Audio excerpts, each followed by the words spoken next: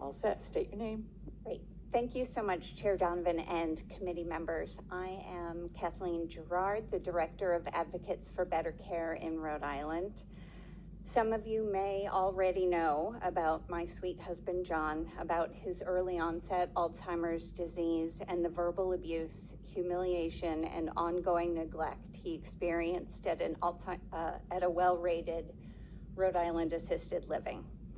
About how that facility would not allow us to have a camera in his private room, about the many other facilities that wouldn't allow a camera when we searched for a new place, and about the lack of accountability from the Department of Health in response to my complaint. What I want to make clear now is that this bill is not for my husband, who died just over 2 years ago. This bill is for the residents in Burrillville and Warwick who were sexually assaulted by other residents in October and November, the East Bay resident who went 7 hours without treatment for 2 broken bones in September, the Smithfield resident on oxygen whose roommate started a fire in their room, and the countless residents who fall when no one is around, languishing on the floor until someone comes at the next mealtime. It's for the residents living in the facilities whose staff includes people with multiple abuse allegations, but no disciplinary action.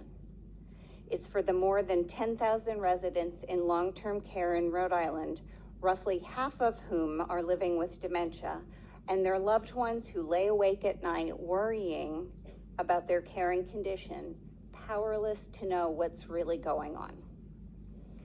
The systemic solutions to our care crisis are going to take years to enact and implement, and one very easy way to supplement real reform in the interim is by empowering residents and their family advocates to monitor their care and condition and hold facilities accountable.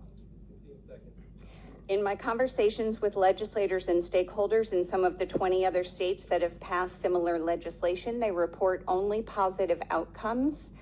I've included thorough refutations for every possible opposition argument in my written testimony. So I'll close by saying that while you might or might not choose the electronic monitoring for yourself or a loved one, we're simply asking you to allow others to make that choice for themselves. We urge you to support the Resident Rights Camera Bill, and I'm glad to take any questions you may have. Thank you. Does anyone have any questions for this witness? Thank you so much for your testimony, and I'm sorry about your experience. Thank you, Chair. I appreciate that. Mr. Netto.